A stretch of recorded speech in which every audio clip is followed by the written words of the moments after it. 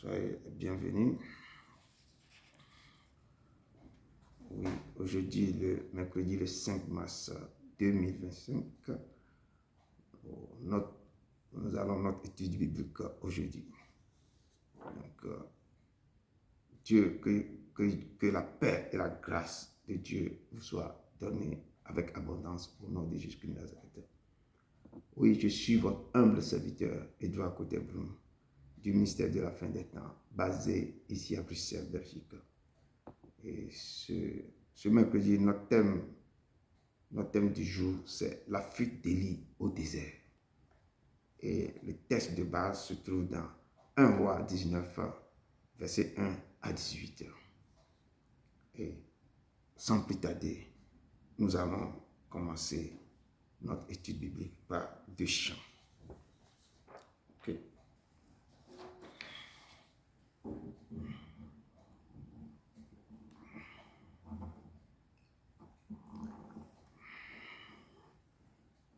Amen.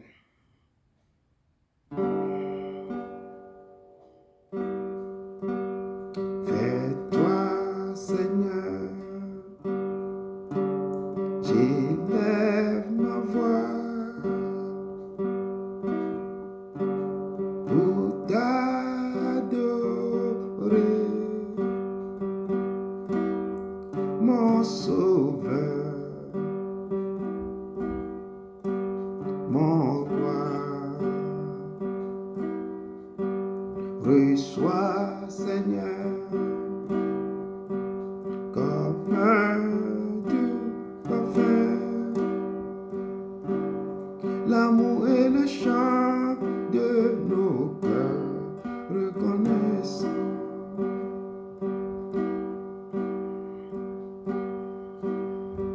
L'amour et le chant de nos cœurs reconnaissants. Fais-toi, Seigneur, j'élève la voix pour t'adorer, mon Sauveur, mon roi. Reçois, Seigneur, comme un doux parfum, l'amour et le chant de nos cœurs reconnaissants.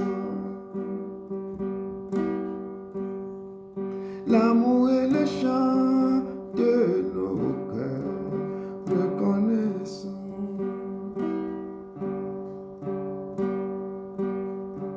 L'amour et le chant de nos cœurs reconnaissants. Oui, Seigneur, reçois notre adoration comme un doux parfum. Comme un doux parfum. Ce Dieu, il est tellement fidèle que ce soir, il nous rassemble encore pour sa fidélité. Dieu fidèle, tu ne changes pas. Éternel, mon rocher, ma paix, Dieu puissant, je m'appuie sur toi et je crie vers toi, car tu es mon Dieu, oui, oui, je crie vers toi, j'ai besoin de toi. Dieu fidèle, tu ne changes pas. Éternel, mon rocher, ma paix, Dieu puissant, je m'appuie sur toi. Et je crie vers toi, car tu es mon Dieu. Oh. Oui, je crie vers toi.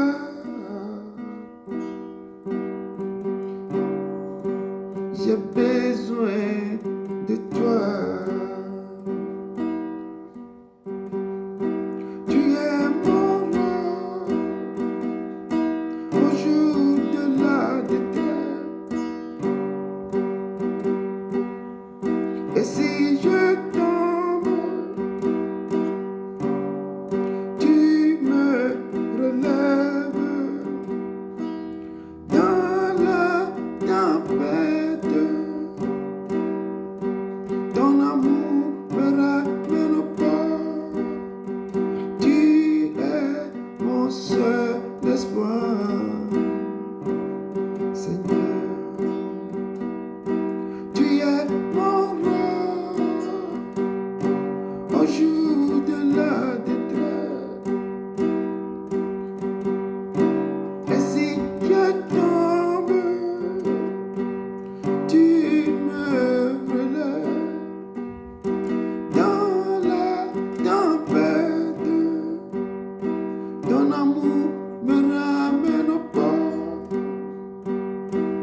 Tu es mon seul espoir,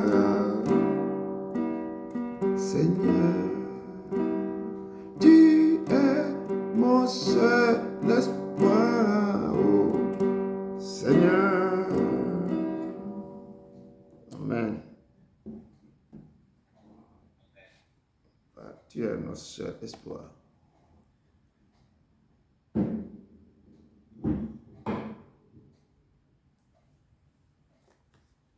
Amen. J'invite. Shalom, shalom, frères et sœurs, je vous salue dans la paix du Seigneur. Shalom. La parole de Dieu nous dit dans le psaume 104, verset 7, qu'il a manifesté ses voies à Moïse, ses œuvres aux enfants d'Israël. Bien-aimés, joignez-vous à moi et disons merci au Père pour tous ses bienfaits dans nos vies. Amen. Ô grand Dieu, mon âme te bénit et t'exalte. Sois élevé éternellement. Père, nous voulons célébrer ton saint nom parce que tu es digne de majesté, de louange, d'adoration. Tu es excellent au-delà de toute description. Tu es notre pierre angulaire, le rocher solide sur lequel nous nous tenons. Éternel Dieu des armées, qui est comme toi, puissant. Béni soit l'Éternel, le Dieu d'Israël, d'éternité en éternité. Dieu de gloire, tu es miséricordieux et compatissant. Tu es lent à la colère et tu es plein de bonté envers tes fils et tes filles. Amen. Tu es tellement bon envers nous tous et tes compassions s'étendent sur toutes tes œuvres. Amen. À chaque instant de nos vies, Père, tu es bon. Tu es le Dieu victorieux. Tu es la vie et la résurrection. Tes œuvres sont grandes et admirables. Seigneur, Dieu Tout-Puissant. Papa, merci pour l'opportunité que tu nous donnes d'être en ta présence. Amen. Nous te confions tout ce que nous allons faire durant ce culte. Change-nous et transforme-nous à travers ta parole. Merci pour ta présence au milieu de nous. Au nom de ton Fils, Yahushua, Amashia, j'ai prié. Amen. Amen. Amen.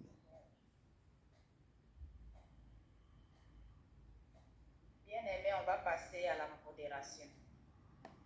Et on va se repentir. Ce soir, je vais vous parler de la rancune. Bien-aimés, être rancunier nous empoisonne la vie. Et ça fait qu'on souffre, on est triste, on est coléreux, on est dépressif. Et ça ne nous permet pas d'avoir une vie, une relation sociale. Ça nous bloque sur tous les plans. Parce qu'on n'arrive pas à libérer notre cœur de cette rancune. Bien-aimés, soyons remplis d'amour. L'amour ne fait rien d'inconvénient. Elle ne cherche pas son intérêt. Elle ne s'emporte pas. Elle n'entretient pas des rancunes. Nous avons le cœur rempli de rancunes. Fermons la porte au diable pour ne pas qu'il vide notre cœur. Lavons nos robes sales. Dépouillons-nous parce que pour que Dieu nous ouvre les écus des cieux. libérons nos cœurs de la rancœur. Les gens que nous avons emprisonnés dans notre cœur, libérons-les pour que Dieu puisse nous pardonner. Amen. Parce que si nous ne les libérons pas, on s'empoisonne la vie. Et nous devons aussi arrêter de parler à chaque fois de ces personnes qui nous ont fait du mal. Bien-aimés, ce soir, demandons tous l'aide du Saint-Esprit de nous aider à libérer de nos cœurs toutes ces personnes-là qui ont emprisonné dans nos cœurs, qui nous ont fait du mal, afin que nous soyons libérés. Prions. Dieu de gloire, Dieu de puissance, Papa, je te bénis, je te rends toute la gloire. Père, je veux te demander pardon, Seigneur. Pardonne-moi, Papa, éternel des armées, toutefois que, Seigneur, Papa, j'ai emprisonné quelqu'un dans mon cœur, Seigneur, Papa, qui m'a fait du mal. Je te prie ce soir, Seigneur, de me pardonner, Seigneur. Car tu as dit, on doit pardonner, afin que toi aussi tu puisses nous pardonner. Donc je te prie de me pardonner, Seigneur. Pardonne-moi. Et aide-moi à que vous avez emprisonné dans mon cœur, il faut pardonner ce que vous en faites de mal. Aide-moi. Sans toi, je ne suis rien. Sans toi, ma vie n'a aucun sens. Et aide-moi à ne plus parler, Seigneur, Papa, éternel des armées. Dieu Tout-Puissant, je te prie aussi d'aider tous mes frères et sœurs, Seigneur, Papa, éternel des armées, qui ont emprisonné quelqu'un dans les cœurs. Papa, aide-nous à libérer de nos cœurs toutes ces personnes qui nous ont fait du mal, tort, et qui vraiment, Seigneur, on n'arrive pas à pardonner. Il faut nous aider, Saint-Esprit de Dieu, pour nous aider à les pardonner, à les enlever dans nos cœurs, pour que vraiment nous soyons libérés. Nous avons besoin de toi. Et que aussi, toi aussi, tu puisses nous pardonner. Parce que si on ne les pardonne pas, toi, tu ne peux pas nous pardonner. Donc, Papa, je te prie, Seigneur Jésus de Nazareth, de nous aider, Papa, à pardonner. Merci, mon Dieu. Prends le contrôle de nos vies. Sans toi, nous ne sommes rien. Merci, mon Dieu. Au nom de Jésus de Nazareth, je prie. Amen. Bien-aimé, le sang du Christ nous lave de nos péchés. Dans le livre d'Apocalypse 1, verset 4 à 6, Jean nous évoque la personne de Jésus avec les accents de louange qui lui est adressé à celui qui nous aime. Jean nous rappelle comment l'amour de Christ s'est manifesté. C'est son propre sang qui nous a lavé de nos péchés. Ce lavage a été effectué une fois pour toutes et sa valeur est éternelle. Les péchés des personnes qui ont été lavées par le sang de Christ ont été rendus propres à toujours. Dieu ne se souviendra plus jamais de leurs péchés et de leurs iniquités. Le lavage qui a été opéré par le sang de Jésus était très important pour effacer toute la saleté du péché de quiconque se place au bénéfice de l'efficacité de ce sang. Ce lavage nous a débarrassés de toute la souillure de nos péchés. Bien-aimés, appliquons ce sang-là sur nos vies maintenant pour nous laver de tous nos souillures. Prions. Père éternel, tu es puissant. Oh, je te rends gloire, je te dis merci. Père éternel, toi seul tu es la gloire. On était sainteté en âme glorieux. Père éternel, tu es puissant. Tu es l'éternel. Tu as dit dans ta parole, prenez, buvez, car je suis mon sang. Le sang de la mer qui sera versé pour vous. Tu as dit, pas t'aimer, tu vous êtes guéri, Père éternel, puissant. T'en supplie, Père. Que tes sang maintenant coule, Père éternel, sur ma vie. Coule maintenant sur le mystère, Papa. Coule maintenant sur mon pays d'origine, Papa. Que ce sang coule encore dans ce pays d'adoption, Père éternel. Et sang du véritable de mes Père éternel. Enlève maintenant tout ce que, toutes les semences de mes fautes maintenant sur ma vie. Enlève, Père éternel, toutes les conséquences de mes choses que j'ai pu faire, que je confesse pas toi. Sang de la main, coule sur ma vie, coule sur ce temps, Père éternel. Père, sang de la main, Papa. Coule maintenant dans ce mystère, coule dans ma maison, coule, Père éternel, tu sens, Papa. Que ce temps maintenant, Papa éternel, tu sens. Enlève maintenant toutes les choses qui ne connaissent pas, toute maladie, tous les empoisonnements, toutes les choses, tous les empoisonnements, toutes choses qui ne connaissent pas toi. Sang de la main coule en moi-même, Père éternel, tu sens. T'en supplions, Père, que ce sang coule encore pour guérir maintenant tous ceux qui sont malades, ceux qui te cherchent, ceux qui ont fait soif de toi. Sang de la main, Père éternel, tu sens. Manifeste-toi, Père éternel, tu sens. glorifier ton Merci Saint-Nom, pour ce sang sanctifie ton précieux. Saint-Nom. Nous te Merci louons, pour te ce rendons sang gloire. précieux. Sang de l'agneau, Merci. continue Je ne de cesserai couler, Père jamais éternel, de tu te es dire saint. merci, papa. Lave-moi de tout sur Merci. quand je m'enlève tous les robes Merci. sales Gloire qui et sont en moi. honneur te soit rendu. Enlève tout ce qui m'est Merci. caché, Père, Merci. papa. Merci Manifeste-toi, de nous sang laver de par l'agneau, ce papa. sang. Nous te louons, Merci. nous te Je rendons prie gloire. que ce sang-là Sanctifie ton Père maintenant éternel, tu es saint, qui coule dans nos nations, nous qui lave, coule dans Seigneur, nos maisons, papa, qui afin coule qu'on maintenant soit dans le cœur de restauré, nos qu'on enfants, soit plus papa. Tout ce que purifié. c'est Au qui nom de enlève Jésus tout, de qui Nazareth. enlève tout dans Béni notre soit Père Dieu. éternel, tu es saint. Merci Tous pour ceux tout qui sont aide. tracés Au contre tes nom de enfants, Jésus sang de de l'agneau, Nazareth, je prie. manifeste-toi. Amen. Amen, amen, amen. Le Saint-Esprit de Dieu nous aide à fuir le péché. Bien-aimés, la Bible nous dit que notre corps est le temple de Dieu. Nous devons en prendre soin pour ne pas attirer la colère de Dieu sur nous. Évitons d'ajouter à ce que Dieu a déjà bien fait. Je parle de notre physique. Et évitons aussi d'enlever à ce que Dieu a bien fait. Parce que tout ce que Dieu a fait est bon. À moins que ça soit une déformation causée par une maladie qui demande une chirurgie plastique. Là, tu peux aller faire. Mais si tu as un ami, un frère qui allait faire une chirurgie parce que elle s'est dit que ses seins sont petits ou je ne sais quoi, ou ses fesses sont comme ça, et puis elle t'encourage, bien aimé, en tant qu'un fils de Dieu ou une fille de Dieu, tu dois lui répondre, c'est contre mon âme et contre Dieu qui m'a créé à son image. Amen. Et la parole de Dieu nous dit dans le livre de 1 Corinthiens 6, versets 19 à 20, ne savez-vous pas que notre corps est le temple du Saint-Esprit de Dieu qui est en nous, que nous avons reçu de Dieu? Nous ne nous appartenons pas. Nous avons été rachetés à un grand prix. C'est pourquoi nous devons honorer Dieu avec notre corps. Bien-aimés, changeons de comportement avant qu'il ne soit trop tard. Parce que nous ne nous appartenons pas. Tout ce que nous avons appartient à Dieu. Amen.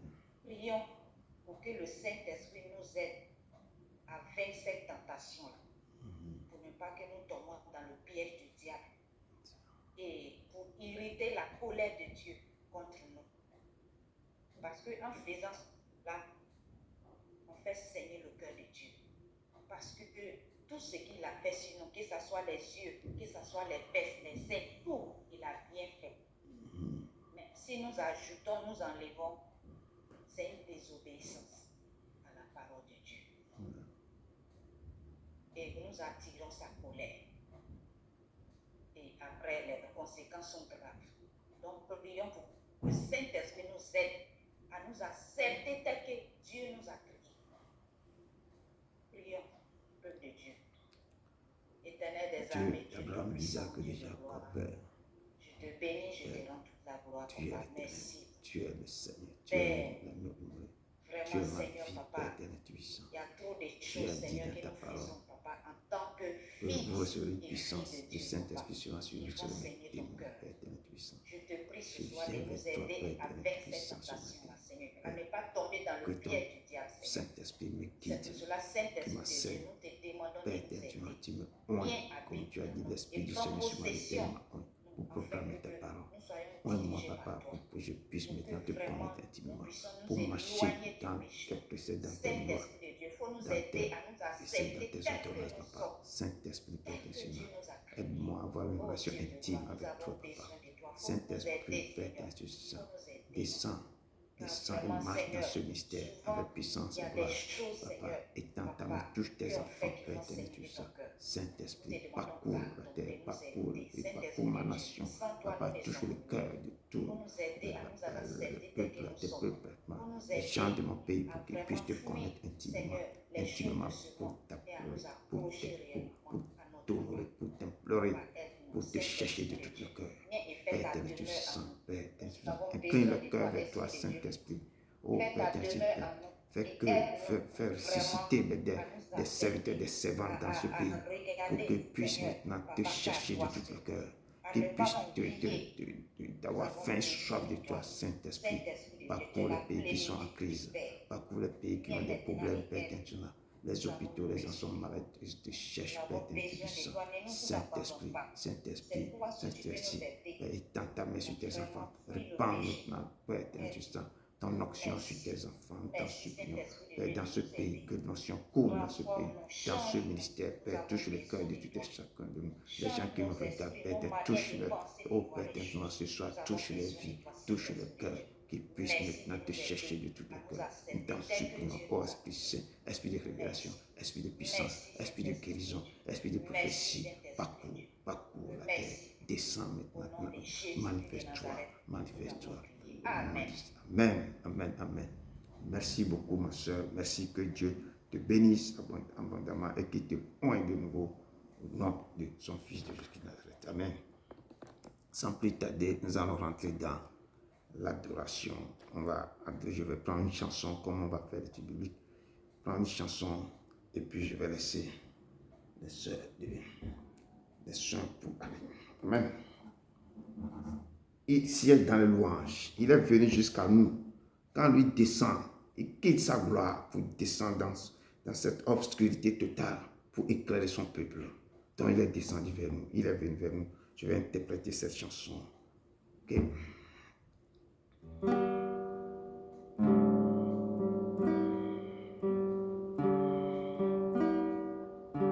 Tu es venu jusqu'à nous, quittant la gloire de ton ciel. Tu es venu pour servir, donnant ta vie pour nous sauver.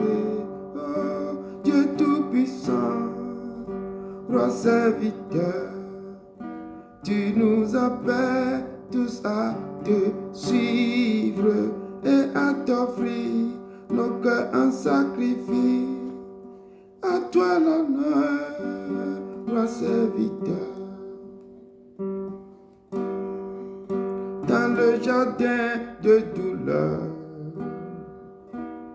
où mon fardeau brisa de cœur, tu dis adieu dans ta peine, ta volonté et non la mienne, oh Dieu Tout-Puissant, Roi serviteur. Tu nous appelles tous à te suivre et à t'offrir nos cœurs en sacrifice. À toi l'honneur, Roi serviteur. Voyez ses mains et ses pieds pour nous témoins du sacrifice. Les mains qui tenaient la terre se livrent au clou de la colère. Oh, Dieu Tout-Puissant, Roi serviteur. Tu nous appelles tous à te suivre et à t'offrir nos corps en sacrifice. À toi l'honneur, Roi serviteur. Apprenons donc à servir, en laissant Christ régner en nous, et en aimant nos prochains. C'est Jésus-Christ que nous servons, Dieu Tout-Puissant, Roi serviteur. Tu nous appelles tous à te suivre et à t'offrir nos corps en sacrifice. À toi l'honneur, Roi serviteur.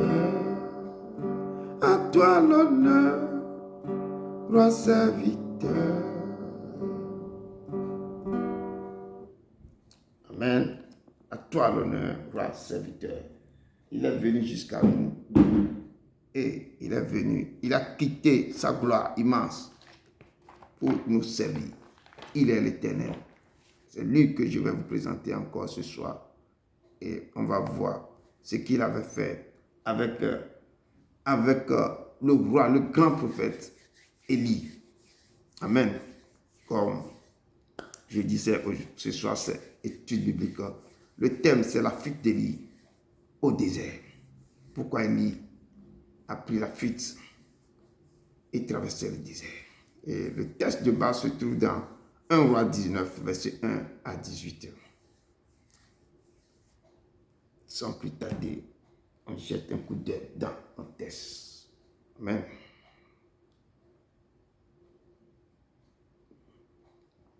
Un Roi 19. Amen. Je lis comme on va développer beaucoup, je ne vais plus aller dans l'introduction, mais je vais rentrer directement et parler de cette texte. Amen. Je lis le texte, je donne la parole aux frères et sœurs, et après, je vais rentrer directement à compléter, amen, ce que les frères ont dit. Je lis notre texte du jour. 1 Roi 19, verset 1 à 19. C'est un texte qui est très très important et il y a plein de choses dans ce texte que nous devons aussi apprendre pour notre vie personnelle, à notre temps présent. Amen. Akab rapporta à Jézabel tout ce qu'avait fait Élie et comment il avait tué par l'épée tous les prophètes. Jézabel envoya un messager à Élie pour lui dire que les dieux me traitent dans toute leur rigueur. Si demain, à cette heure, je ne fais de ta vie ce que tu as fait de la vie de chacun d'eux. Élie, voyant cela, se leva et s'en alla pour sauver sa vie. Il arriva à Bécheba, qui appartient à Juda, et il laissa son serviteur. Pour lui, il alla dans le désert où, après une journée de marche, il s'assit sous un genêt et demanda la mort en disant, c'est assez. Maintenant, Éternel, prends mon âme, car je ne suis pas meilleur que mes pères. Il se coucha et s'endormit sous un genêt. Et voici, un ange le toucha et lui dit, lève-toi, mange. Il regarda, il y avait à son chevet un gâteau cuit sur des pierres chauffées et une cruche d'eau. Il mangea et but, puis se recoucha. L'ange de l'Éternel vint une seconde fois, le toucha et dit, lève-toi, mange, car le chemin est trop long pour toi. Il se leva, mangea et but, et avec la force que lui donne cette nourriture, il marcha 40 jours, 40 nuits jusqu'à la montagne de Dieu à Horeb. Et là, il entra dans la caverne et il passa la nuit. Et voici, la parole de l'Éternel lui fut adressée en ces mots. Que fais-tu ici, Élie? Il répondit, j'ai déployé mon zèle pour l'Éternel, le Dieu des armées, car les enfants d'Israël ont abandonné ton alliance. Ils ont renversé tes autels. Ils ont tué par l'épée tes prophètes. Je suis resté moi seul et ils cherchent à m'ôter la vie. L'Éternel dit, sors et tiens-toi dans la montagne devant l'Éternel. Et voici, l'Éternel passa. Et devant l'Éternel, il y a eu un vent fort et violent qui déchirait les montagnes et brisait les rochers. L'Éternel n'était pas dans le vent. Et après le vent, ce fut un tremblement de terre. L'Éternel n'était pas dans le tremblement de terre. Et après le tremblement de terre, un feu. L'Éternel n'était pas dans le feu. Et après le feu, un murmure doux et léger. Et quand Élie l'entendit, il s'enveloppa le visage de son manteau. Il sortit et se tint à l'entrée de la caverne. Et voici, une voix lui fit entendre ces paroles. Que fais-tu ici, Élie? Il répondit, j'ai déployé mon zèle pour l'Éternel, le Dieu des armées, car les enfants d'Israël ont abandonné ton alliance. Ils ont renversé tes autels, ils ont tué par l'épée tes prophètes. Je suis resté moi seul et ils cherchent à m'ôter la vie. L'Éternel lui dit, va, reprends ton chemin par le désert jusqu'à Damas. Et quand tu seras arrivé, tu oindras Hazaël pour roi de Syrie. Tu oindras aussi Jéhu, fils de Nishi, pour roi d'Israël. Et tu oindras Élisée, fils de Shaphat, d'Abder, Mehalo, pour prophète à ta place. Il arrivera que celui qui échappera à l'épée de Hazaël, Jéhu le fera mourir. Et celui qui échappera à l'épée de Jéhu, Élisée le fera mourir. Mais je laisserai en Israël 7000 hommes. Tous ceux qui n'ont pas point, ceux qui n'ont point fléchi les genoux devant Baal et dont la bouche ne l'ont point baissé. Parole de l'Éternel. Père, je t'adore, je t'adore. Je te donne ma vie, oh, ma vie. Je t'aime tant. Jésus-Christ, je t'adore, oh. Je te donne ma vie, oh, ma vie. Je t'aime tant. Esprit de Dieu, Esprit de Dieu, je t'adore, oh. Je te donne ma vie, oh, ma vie. Je t'aime tant, oh papa, oh papa. Je t'aime tant, oh Esprit de Dieu. Esprit de Dieu, je t'adore, je t'adore. Je te donne ma vie, oh, ma vie. Oh. Je t'aime tant. Oh Esprit de Dieu, nous te donnons nos vies. Nous t'abandonnons totalement à tes pieds. Nous t'abandonnons à toi, papa. Fais ce que tu veux de nous, papa. Parle-nous. Efface-moi, Père Saint-Tout-Sang.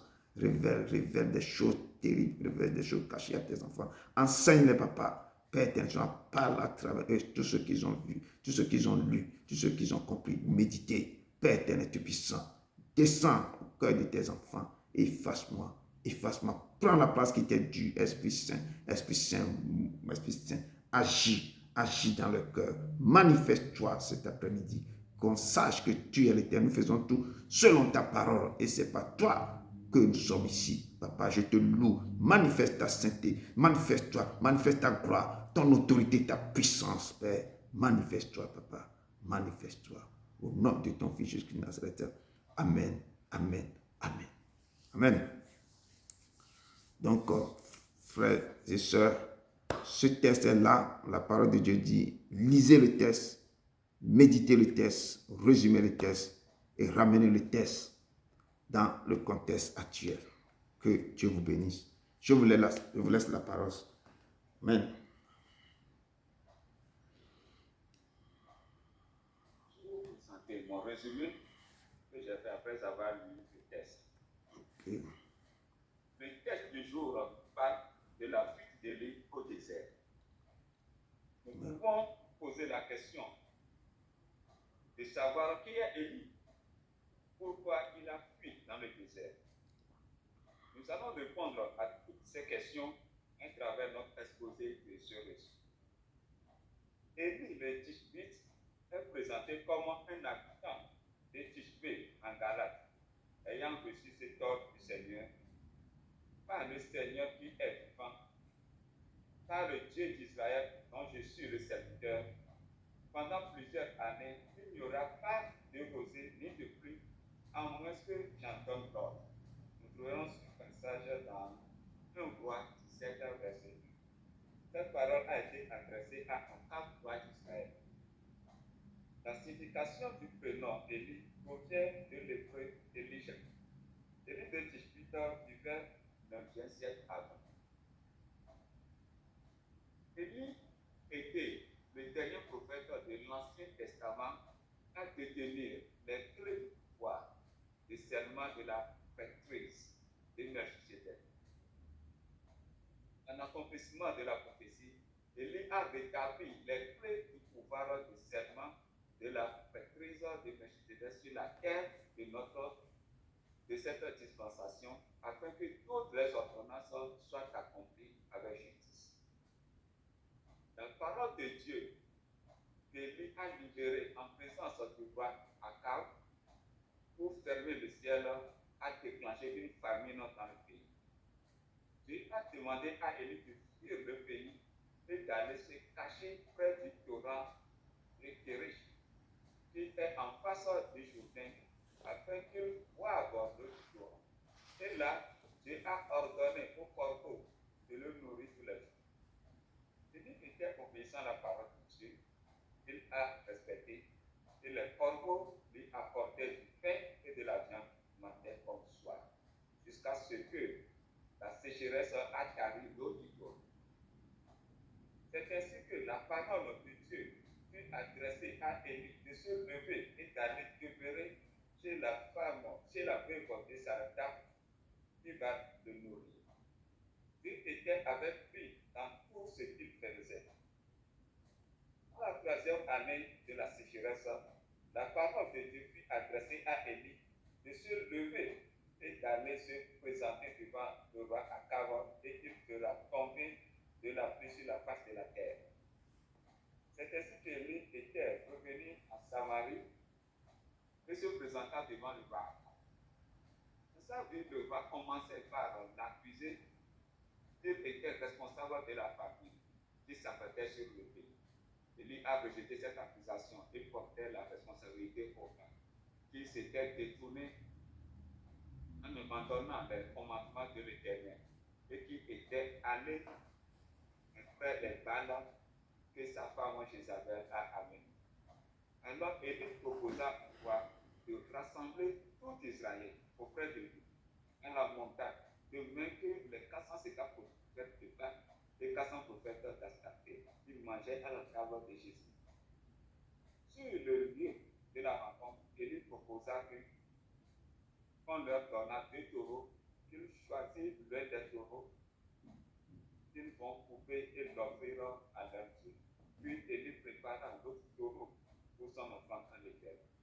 Les prophètes de Baal ont invoqué en vain Baal. Il n'a pas répondu à leur offrande.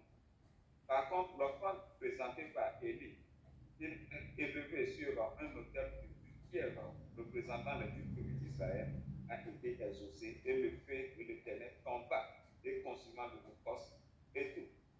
Et le peuple a adoré l'Éternel, qui est le vrai Dieu. Suite à cela, Élie a égorgé le prophète. Puis après cela, ils ont eu une forte pluie comme le Seigneur l'a prédit. Le roi Akab était rentré chez lui et raconta tout ce qui s'était passé à Jézabel et comment Élie a fait pousser au fil de l'épée les prophètes de Baal. Dans la fureur, Jézabel a envoyé un messager à Élie pour lui dire que demain à la même heure, elle fera de sa vie ce qu'il a fait de la vie des prophètes de Baal. C'est ainsi qu'Élie a pris la fuite dans le désert pour sauver sa vie, car il a douté de la puissance qu'il est sur lui pour pouvoir affronter Jézabel. Malgré qu'il a fui devant Jézabel, Dieu lui envoya son ange de lui apporter à manger. Il a passé 40 jours et 40 nuits dans le désert, comme ce fut le cas de Moïse lorsqu'il était en présence de l'Éternel. Il a marché jusqu'à la montagne de Dieu à Horeb. C'est dans la caverne de cette montagne que Dieu lui a demandé: que fais-tu ici, Élie? Après avoir raconté ses aventures, l'Éternel lui a demandé de sortir et de se tenir devant la montagne, dans la montagne devant lui. Et voici, l'Éternel passa, et devant l'Éternel, il eut un vent fort et violent. L'Éternel n'était pas dans l'eau. Après le vent, ce fut le cas des tremblements de terre, du feu, des l'Éternel n'était pas dans le traitement de terre ni temps, si ce n'était pas dans le murmure doux et léger. Et quand Élie l'attendit, il s'enveloppa le visage de son manteau. Il sortit et se tint à l'entrée de la table. Et l'Éternel lui adressa la parole une seconde fois. Que fais-tu ici, Élie? Mon frère Élie a répondu, l'Éternel lui a dit de prendre son chemin par le désert jusqu'à Damas. Lorsqu'il sera arrivé, il pointera Hazaël au roi de Syrie. Il pointera aussi Jéhu au roi d'Israël et pointera Élisée au prophète à sa place. Il arrivera que celui qui échappera à l'épée de Hazaël n'échappera pas l'épée de Jéhu ni d'Élisée. L'Éternel laissera pour Israël 7000 hommes qui n'ont point fléchi les genoux devant Baal et dont la bouche ne l'a point baisé. Pour ramener le texte dans l'actualité, nous pouvons dire que chaque point de Dieu sont des êtres traversés. Et dans cette traversée, dans l'Éternel vient toujours pour responsable de ses enfants. Même si c'est dans l'eau ou dans le feu, il ne nous laissera jamais seuls orphelins.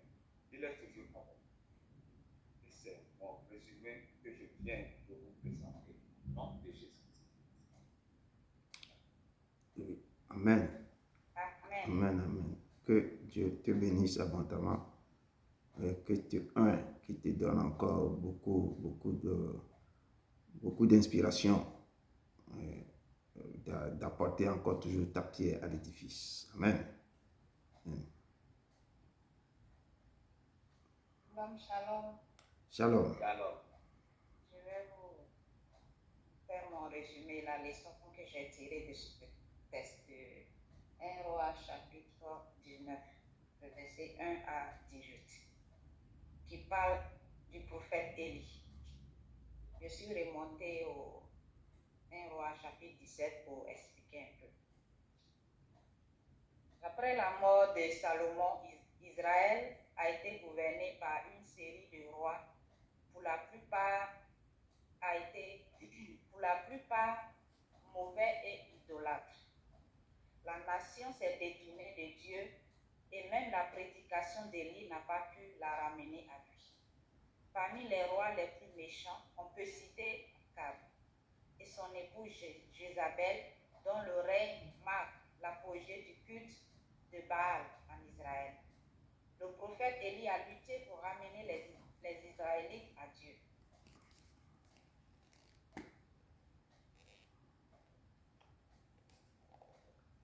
Le prophète Élie est un des personnages bibliques les plus intéressants et emblématiques, dont Dieu s'est servi à un moment important de l'histoire d'Israël, afin d'opposer à un roi mauvais et d'ouvrir la voie à un réveil spirituel dans le pays. Le ministère d'Élie a marqué le début de la fin du culte de Baal en Israël. Il a cependant été durement éprouvé au long de sa vie. Parfois, il était ferme et courageux, tandis qu'à d'autres moments, il était rempli de doutes et de craintes. Il a été victorieux, puis abattu, puis restauré. Il connaissait la puissance de Dieu et la profondeur de la dépression. Élie, dont le nom signifie « Mon Dieu est Seigneur », il était un prophète originaire de Tishbé, en Galade. Mais on ne sait de sa famille ni de sa naissance. Et dans le livre de 1 Roi 17, verset 1, Élie apparaît pour défier le mauvais roi Akab. Élie a reçu l'ordre du Seigneur. Par le Seigneur qui est vivant, par le Dieu d'Israël dont je suis le serviteur, pendant plusieurs années, il n'y aura pas de rosée ni de pluie, à moins que j'en donne l'ordre.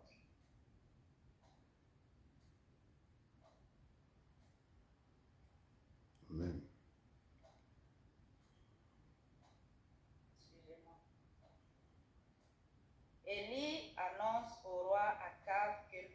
sera frappé d'une sécheresse à cause du mal qu'il a commis. La parole de l'Éternel fut adressée à Élie par ici. Pars d'ici, dirige-toi vers l'Orient et cache-toi près du torrent de Guérit, où il est nourri par des corbeaux. La sécheresse et la famine s'aggravaient dans tout le pays. Dieu dit à Élie d'aller à Sarepta parce qu'il a ordonné à une femme veuve de le nourrir. À cause de l'obéissance de la veuve au prophète Élie, Élie a empêché miraculeusement que le pot de farine de cette veuve, son vase d'huile, ne soit vidé jusqu'à ce que la famine finisse. Élie, au cœur d'un face-à-face avec le prophète du faux Dieu Baal sur le mont Carmel. Les prophètes de Baal font appel à leur Dieu tout au long du jour, lui demandant de faire descendre la pluie du ciel, mais sans succès. Ensuite, Élie construisit un autel et demande à 3 reprises de verser un autel. Élie constitue un autel de 12 pierres, creuse un fossé tout autour, met en place le sacrifice sur le sommet de l'autel et demande à 3 reprises de verser de l'eau sur son sacrifice. Puis il fait appel à Dieu qui fait s'abattre le feu du ciel, si bien que le sacrifice le bois et les pierres sont consumés et que l'eau du fossé s'évapore.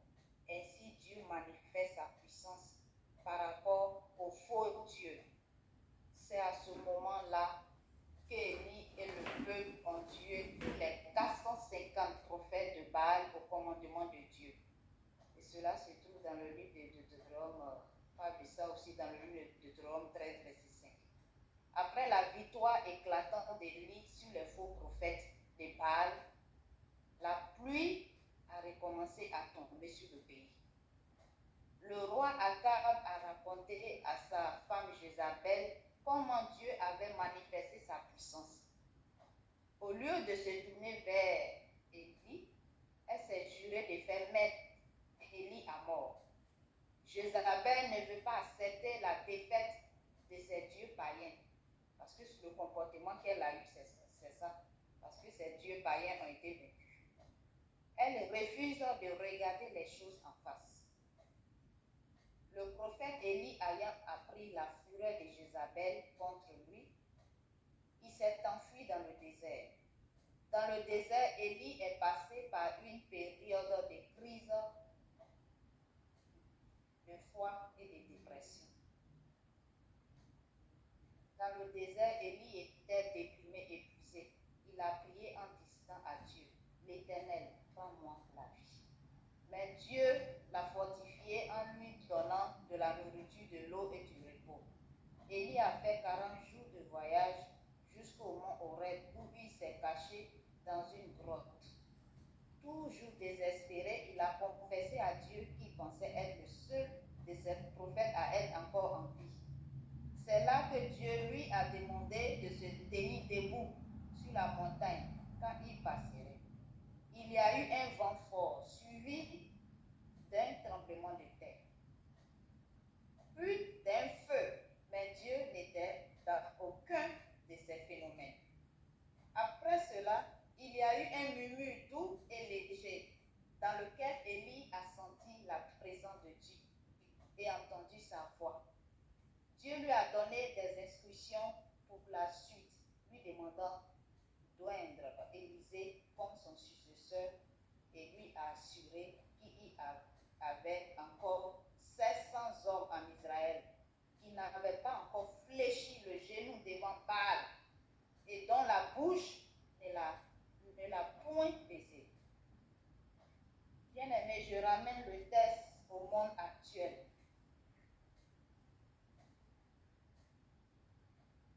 Dieu a permis au prophète Élie de faire des miracles afin de prouver qu'il était vraiment son serviteur. soyons comme Élie en cherchant véritablement la face de Dieu dans la sincérité. Cherchons à être de vrais fils, de vrais fils et filles de Dieu.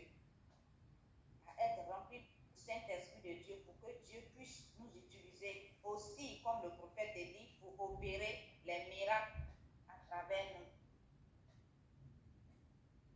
L'expérience d'Élie dans le désert nous enseigne aussi une précieuse leçon. Après la victoire que le prophète Élie a eue sur les 450 faux prophètes de Baal, sur le mont Carmel, la joie qu'il a eue s'est transformée en affliction quand il a été poursuivi par Jézabel. Il s'est enfui pour pouvoir sauver sa vie. Et je voulais dire aussi que chacun de nous, une fois dans la vie, a traversé les moments difficiles que Élie a traversés. Il y a des moments d'obscurité comme ça qui arrivent. Et on n'arrive pas à comprendre. Et cela se suit d'un sentiment de désillusion, de dépression et de découragement. En tant que fils et filles de Dieu, nous devons faire attention comment nous réagissons face à ces difficultés que nous traversons. Ne paniquons pas, ne blasphémons pas contre le Saint-Esprit de Dieu. N'ouvrons pas la porte au diable. Appuyons-nous sur la parole de Dieu. Lisons la Bible.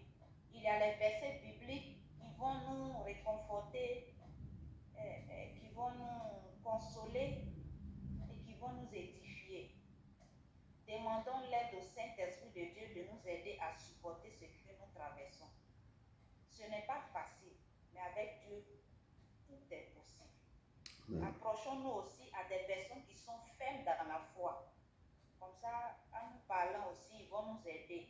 Parce que les personnes qui sont vraiment fermes dans la foi, c'est vraiment une grâce de les avoir à nos côtés. Parce qu'il y a longtemps qu'ils sont dans la foi et peut-être eux-mêmes, ils ont traversé des situations plus dures que nous. Donc, en s'approchant d'eux, eux aussi, ils peuvent nous donner leurs témoignages et à travers tout cela, ça puisse nous aider aussi à supporter ce que nous traversons. Notre Dieu est fidèle et il ne nous délaissera jamais, il ne nous abandonnera jamais. Si nous sommes en communion avec le Seigneur et lui obéissons, nous serons ouverts à sa volonté, si bien qu'il pourvoira à tous nos besoins et que sa miséricorde envers nous ne sera jamais épuisée. Le murmure de tout est léger qui a encouragé Élie nous encouragera aussi. Bien-aimés, c'était mon résumé. Je vous remercie. Merci beaucoup, merci ma soeur d'apporter aussi ta pierre à l'édifice. Et le texte a été bien décortiqué par les deux intervenants. Que Dieu vraiment vous bénisse abondamment, vous oigne et que sa main soit sur vous. Que chaque fois que vous vous inspirez ou que vous nous décortiquez encore des choses. Amen. Et vraiment ce que vous avez fait le tour, vous êtes retourné en arrière. Parce que pour comprendre ce texte, il faut retourner vraiment depuis le commencement même du texte et revoir les choses. Mais je pense que vous avez décortiqué et c'est pourquoi vous êtes retourné en arrière. Et ce que vous n'avez pas ajouté ou ce qu'il faut ajouter, je vais aussi le remettre. Donc j'ai travaillé durant toute la nuit. Amen. Donc vraiment que soyez encore les bienvenus, que Dieu vraiment le Père vous remercie, vous oint encore. Donc si ce qu'on peut voir dans le cadre d'Élie, comme on dit, et c'est un prophète qui est sorti de nulle part comme ça pour venir impacter la vie parce que le peuple de Dieu commençait par être corrompu et il est venu pour faire quelque chose. Et je peux dire que pour retourner un peu en arrière comme les sœurs ont fait, l'Esprit de Dieu donna à Salomon qui est le fils de David, l'Esprit de Dieu lui a donné sagesse, intelligence et connaissance en abondance. Ça, on peut le trouver dans 1 Roi 4. Et les plans de David, inspirés par Dieu, furent utilisés par Salomon. Parce que le plan de David, c'est de construire le temple de Dieu. Mais Salomon a utilisé ce plan. Et tandis que Salomon, les sacrificateurs, le peuple, consacraient le temple, la glorieuse présence de l'Esprit de Dieu remplit le sanctuaire et bénit le peuple élu. Et c'était ce moment, on peut le trouver dans 1 Roi 8 à 9. Donc, les bénédictions de l'Esprit de Dieu demeuraient sur Salomon. Ces bénédictions demeuraient, ces bénédictions de l'Esprit de Dieu demeuraient sur Salomon et sur la nation, tant que le roi obéit à la loi et n'adore pas d'autres dieux. L'Éternel a dit que si vous voulez que cette bénédiction demeure en vous, sur Salomon et toute la nation, vous devez obéir à ma loi. Vous ne devez pas adorer d'autres dieux. Mais cependant, l'amour que Salomon vouait à ses nombreuses concubines et femmes païennes le poussa à autoriser l'idolâtrie au sein même d'Israël et attirant le jugement de Dieu sur Salomon et sur la nation. Et quand vous allez dans 1 Roi 11, vous allez lire ce passage là-bas. Mais après la mort du roi, la nation fut divisée, comme la sœur a exprimé. La nation fut divisée en deux royaumes. Il y a Israël au nord et Juda au sud. Juda au sud, Juda est gouverné par la maison de David. Lorsque vous rentrez dans 1 Roi 11 à 15, vous allez voir comment c'est la maison de David qui a pris le royaume de Juda. Mais l'Esprit de Dieu donna l'onction au prophète Élie qui annonçait que le jugement de Dieu s'abattrait sur les mauvais souverains d'Israël. Il disait, les gens qui ne veulent pas gouverner, les mauvais souverains qui veulent adorer Dieu, ils veulent gouverner le pays, la sanction, le jugement de Dieu va s'abattre sur eux. Et ce fut le cas de Akab et Jézabel. Et le culte idolâtrie de Baal. Ils ont ramené quelque chose dans le pays. C'est le culte de Baal. Donc, faisant tomber, il y a l'Esprit de Dieu qui est sur Élie. Cet esprit a aidé Élie, que Élie faisant tomber du ciel une pluie de feu. L'Esprit de Dieu manifesta aussi sa puissance en faisant connaître la défaite au prophète de Baal que la sœur avait exprimé. Je vais revenir sur ça. Sur le mot Carmel. Dieu éleva Élie de manière souveraine pour en faire un chef spirituel à une époque de profonde apostasie dans ce temps. Élie servit de modèle et d'exemple pour tous les prophètes qui succédaient à Moïse. Il servit de pont ou de figure charnière dans la lignée prophétique de Moïse à Jésus. Il fut celui aussi qui entretint la flamme de l'expérience messianique pendant cette grande crise qui bouleversera l'alliance entre Dieu et son peuple. Comme un souffle léger, l'Esprit de Dieu parla à Élie qui, abattu, se cacha dans une grotte du mont Sinaï, que c'est notre texte de Dieu 1 Roi 19 qu'on va développer après. Et à travers ces prophètes, Dieu fit connaître ses paroles de jugement et de destruction imminente aux rois et aux nations qui s'étaient détournés de ses voies. Par des moyens bien similaires, Dieu prépare aujourd'hui les voix prophétiques qui parlent en son nom, à travers la puissance extraordinaire du Saint-Esprit. Et dans ce texte, nous devons apprendre à offrir au Seigneur le meilleur de nous-mêmes. Voilà l'exemple d'Élie. Élie mena une guerre spirituelle semblable à la nôtre. À ce moment, beaucoup d'entre nous mènent des guerres spirituelles, des combats terribles de leur vie, de leur famille, autour d'eux, de leur église. Et dans sa lutte pour l'âme d'Israël, Élie résista aux manigances de Jézabel et de son mari, le roi Akab. Toutefois, son combat le plus intense ne fut pas livré contre les ennemis visibles, mais contre son propre abattement. Aussi courageux qu'il fut, Élie vivait comme un fugitif, allant de grotte en grotte, de cachette en cachette. Jézabel avait assassiné presque tous les prophètes du Seigneur.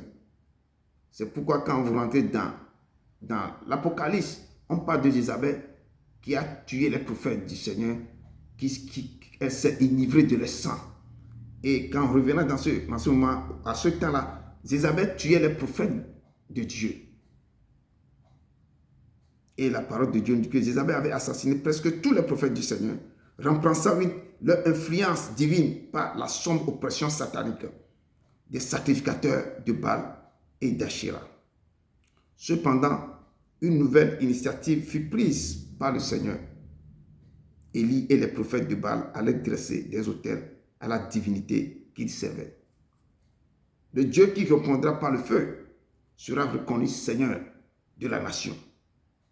Tout Israël vint assister à la confrontation. Il eut beau essayer, les sacrificateurs de Baal n'obtinrent aucune réponse à leurs idoles démoniaques. En revanche, dès que Élie se mit à prier, le feu tomba du ciel, consumant son holocauste. Ce fut la plus grande victoire d'Élie. Quand les Israélites virent la puissance de Dieu se manifester, aussi ils s'écrièrent, c'est l'Éternel qui est Dieu, c'est l'Éternel qui est Dieu. Et ce texte, comme les sœurs ont déjà passé ça, c'est dans 1 Roi 18:39. Mais le Seigneur n'en avait pas terminé. Une fois qu'il eut fait exécuter les sacrificateurs de Baal, Élie se rendit au sommet du mont Carmel et se prosterna face contre terre. Pria à 7 reprises pour qu'il pleuve. Alors le Seigneur envoya une pluie qui vint mettre fin à 3 ans de sécheresse. Peut-être que si un tel événement était survenu à tout autre moment de l'histoire d'Israël, la nation se serait repentie. Malgré tout ce qu'il y avait fait, malgré qu'il avait prononcé une parole qui est sortie, et le ciel s'est fermé. À un moment de 3 ans, 6 mois, il a encore fait, et il est venu maintenant parler. D'abord, il a fait tomber du feu du ciel pour montrer à tout le monde que c'est l'Éternel qui est Dieu. Et à ce moment, il a encore prié pour que la pluie revienne sur la terre. Mais les Israéliens ne se sont pas repentis. Et quand on voit ce qui se passe dans le jour actuel, les mêmes effets, les gens peuvent voir des miracles terribles. Mais le cœur des chrétiens reste toujours le même. Et la parole de Dieu nous dit ici, malgré tout ce qu'il y avait fait, la nation ne s'est pas repentie. Elle n'a fait rien. En fait, rien ne changea. Au lieu de renouveau qu'Élie avait imaginé, Jézabel était enragée. Jézabel fit le serment de tuer le prophète du Seigneur. Et il poussa Élie à fuir dans le désert. Là, épuisé et abattu, il se laissait tomber sous un genet. Et Élie disait, c'est assez, maintenant, Éternel, laisse-moi. Il implora l'Éternel. Le prophète, à bout de force, il disait, Seigneur, prends mon âme, car je ne suis pas meilleur que mes frères. Et c'est dans notre texte du jour, 1 Roi 19:4. Élie avait fait de son mieux pour faire la volonté du Seigneur. Des événements du mont Carmel avaient constitué le point culminant de sa vie. Il avait prié pour que les Israélites reconnaissent l'Éternel comme le Seigneur et qu'en retour, le Seigneur ramène le cœur. Comme les gens disent, je vais prier, je vais faire ceci pour que vos cœurs reviennent vers l'Éternel. Il avait fait tous ces miracles pour qu'ils sachent que c'est l'Éternel qui est roi. Eux-mêmes, ils ont dit que c'est l'Éternel qui est Dieu.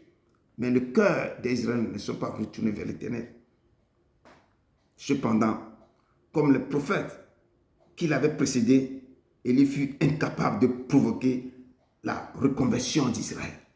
Parce que le péché s'était accru en Judée à ce moment que même tout ce que Élie avait fait, ce ce n'est pas assez pour faire revenir les Israélites à l'Éternel. Et le cœur d'Élie saignait aussi à ce moment, comme le cœur du Père saigne. Et le découragement le submergeait. Et il en avait assez. Quand il a vu tout ce qu'il avait fait, il était découragé. C'est ainsi que dans certaines églises, où certains prophètes, ils vont aider le peuple de Dieu, prendre tout le temps pour le faire venir à l'Éternel. À un moment donné, la personne même, le prophète ou la prophétesse, à un moment donné, la personne est découragée du peuple de Dieu parce qu'ils ont le cou raide. Et le découragement le submergea et il disait que c'est assez. Alors il se coucha, il s'endormit. Alors qu'il dormait, un ange le toucha et lui dit, lève-toi, mange. Il y avait à son chevet du pain et de l'eau. Élie, fatigué de son existence même, mangea et se rendormit. À nouveau, l'ange le toucha. Lève-toi, mange, dit-il, car le chemin est trop long pour toi.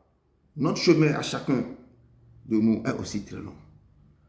Quand l'Éternel, dans un moment de découragement comme ça, l'Éternel envoie toujours du secours. L'Éternel, il secoue, il ne dit pas que, il ne reproche pas, il voit le cœur de la personne, il envoie toujours du secours pour le réconforter. Il a dépêché son ange. L'ange est devenu cuisinier pour Élie. C'est que, je ne sais pas comment, si ce texte-là va vous dire quelque chose, ce que Dieu peut faire dans la vie de ses enfants. Il dépêche son ange, l'ange a préparé. Élie s'est réveillé, il a vu que l'ange, il a vu du feu, tout ça dans son chevet, il a vu que l'ange a préparé. Ouais. Donc notre chemin aussi, à chacun, est aussi très long. Le chemin que nous parcourons sur la terre pour faire, c'est tellement long, ce n'est pas facile. En effet, il est divinement conçu. Notre chemin, il est divinement conçu pour être trop long pour nous. Le chemin que nous allons parcourir avec l'Éternel sur la terre, ce n'est pas facile, c'est un chemin aussi très long. Le Seigneur n'a aucun plan qui nous fera réussir sans son aide. La vie est faite de telle sorte qu'elle nous ramène constamment vers Dieu. Quel qu'en soit le cas, à un moment donné, tu vas tourner vers lui. Tu peux faire toutes tes acrobaties, tout ça là. Il y a un moment donné de ta vie, tu dois le chercher, tu vas retourner vers lui. Notre objectif premier dans la vie doit être de demeurer en Christ, dans son amour. Le Seigneur nous arrête et nous force à porter un regard honnête sur notre cœur. Nous nous apercevons bientôt, comme Élie, que l'onction de la veille ne sera pas suffisante pour les batailles du jour présent. Et quand vous allez voir Élie, qui avait l'autorité il est capable de fermer le ciel pour qu'il n'y ait plus de pluie. Il est capable de faire descendre du feu du ciel. Il est capable encore de dire qu'aujourd'hui, il a prié pour que la terre retrouve, le ciel s'ouvre et que la terre retrouve la pluie. Mais l'onction qu'il avait utilisée la veille ne sera plus suffisante pour le lendemain. Les batailles qu'il a combattues par affronter avec Isabelle, cette onction ne peut pas. Donc c'est ainsi va la vie d'un chrétien. Et le Seigneur renouvellera la vie d'Élie. Il a renouvelé sa vie d'Élie. De même qu'il renouvellera votre vie. À l'abri de sa compassion, vous découvrirez que votre désolation est en fait un temps de préparation. Dans le moment que vous traversez le désert, vous êtes en train de vous préparer. C'est pourquoi je dis que la préparation, tant que la préparation rencontre l'opportunité, il y a du succès. Vous devez être préparé si vous passez dans le désert terribles, dans les abîmes, là où il y a des ronces et des épines. Vous passez par des moments difficiles, ce sont des préparations de la vie pour que Dieu vous prépare. Là que vous êtes dans la désolation, ce sont des préparations. Et je reviens au test de jour. Ça, j'ai fait un résumé complet de tout ce qu'on devait voir, que j'ai mis ça un tout petit peu comme ça. Je l'ai pressé ensemble comme ça. Le texte de base nous dit que Akab rapporta à Jézabel tout ce qu'avait fait Élie et comment il avait tué par l'épée tous les prophètes.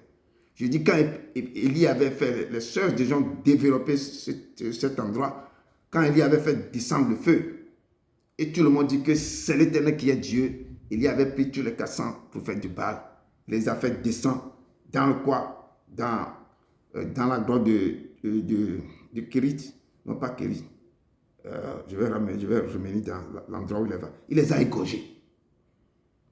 Il les a tous égorgés. Et quand son mari est parti rapporter ça à Isabelle, le mari était roi, mais c'est la reine qui gouverne Juda. Parce que c'est la reine qui fait tout. Quand on a rapporté ça à la reine Isabelle, la grande Babylone, elle a prononcé une parole. Et il avait dit que ce que tu viens de faire à mes prophètes de Baal, ça aussi, tu auras ça. Aujourd'hui là, que la même chose va t'arriver. C'est là qu'il avait fait fuir Élie. Donc, pourquoi je vais résumer un tout petit peu comment la scène s'est passée. Je sais que les soeurs ont déjà parlé, mais je vais rebrosser ça un tout petit peu. Ça te trouve dans 1 Roi 18, 36 à 40, qu'au moment de la présentation de l'offrande, Élie le prophète s'avança et dit, Éternel Dieu d'Abraham, d'Isaac et de Jacob, que l'on sache aujourd'hui que tu es Dieu en Israël, que je suis ton serviteur et que j'ai fait toutes ces choses par ta parole. Réponds-moi, Éternel, réponds-moi, afin que ce peuple reconnaisse que c'est toi qui ramène le cœur. C'est tout ce qu'Élie veut, qu'il sache que c'est toi qui vas faire revenir le cœur. Quand il veut faire ce miracle pour que le peuple retourne vers l'Éternel. Et la parole de Dieu nous dit que et le feu de l'Éternel tomba et il consuma l'holocauste, le bois, les pierres et la terre, et il observa l'eau qui était dans le fossé. Je sais que tout ce passage, beaucoup ont déjà lu, mais retournez pour revisiter le texte. Comment il y avait présenté, comment il avait coupé le taureau et ce qu'il avait fait, comment il avait rajouté les 12 pierres. Les 12 tribus d'Israël représentées avec les 12 pierres, les enfants d'Israël. Il avait représenté parce que l'autel était cassé, l'autel de Dieu était détruit. Donc il avait reconstruit l'autel de Dieu. Allez revisiter ce texte. Vous allez voir qu'il y a des choses qui sont dans ce texte qui peuvent redonner la force aux chrétiens de voir comment vous pouvez représenter votre autel et prier à Dieu. Vous levez la voix vers Dieu. Comme Élie avait dit et avait parlé ici. Élie avait dit, Éternel Dieu d'Abraham, d'Isaac et de Jacob et d'Israël, que l'on sache aujourd'hui que tu es Dieu en Israël. Vous pouvez dire que l'on sache aujourd'hui que tu es Dieu dans ma maison, dans ma vie. Que je suis ton serviteur ou ta servante. Et que je fais toutes ces choses par ta parole. Parce que c'est la parole. Il l'Éternel derrière sa parole. Il dit, réponds-moi Éternel. Réponds-moi afin que ce peuple reconnaisse que c'est toi qui ramènes le cœur. Et la parole de Dieu, le feu de l'Éternel tomba.